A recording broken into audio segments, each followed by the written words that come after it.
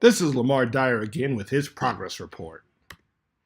The objectives: I'm making a novel, so I need to complete my novel, market my novel, and develop concept art for my novel. Well, before I can market my novel, I have to complete the novel, which I am currently working on, but I had to take a step back because I listened to what Emily and Jay said, and I had to step back and truly analyze and come up with a better creation for my story. So, with that in mind, I developed Xenotopian Saga. And that is a picture of an atom, which I will actually explain later on in the next couple of slides. The plot is, two scientists develop Source Tech, which is a mixture of sorcery and technology, and they currently work for Zitron Engineering Technology Corporation, and the the corporation wants to use that new discovery of source tech and make weapons out of it. Neither of the scientists are down with or want to be a part of the genocide that will happen when they manufacture these weapons. So they decided to leave the corporation, and now the corporation is looking for these two scientists. The setting: now the planet that they're on is Xenotopia. If you saw in the last two slides, you saw that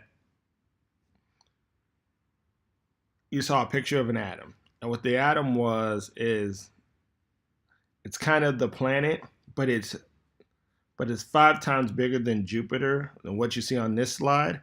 But around, besides it's a big planet, and and these rings actually go around it and it controls. These rings control all the aspects of that planet. So you have a green ring of life, a purple ring of magic, blue ring of energy, and a red ring of time. But the actual story is on the continent of Attilan in the city of Alatea. The currency scale, its denominations are based off of the spectral sequence, which is how hot a star gets based on color. And it starts from the lowest, which is red, to the highest, which is blue. The characters, when you first read the story, you meet the first character is Jangon Ocularian, and he's a narrative who's a celestial being that disperses knowledge. Then it gets into, the two scientists, Nathan and Cynthia Youngblood. And then you meet Zacharias Zentron, who's the antagonist and the CEO of the corporation. Then later on, you meet Astori, who's a symbiotron, a techno-organic life form that disperses knowledge to help the narratives disperse knowledge.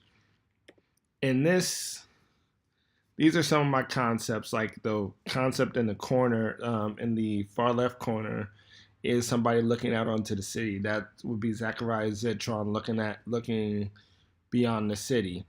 And the one in the top right corner is the actual city that I wanted to kind of resemble. The next one under the first one on the left hand side of two people talking, that would be Nathan and Cynthia talking after they just got finished, pitching the idea of source tech. The other picture of the yellow and black door is kind of like a secret facility that that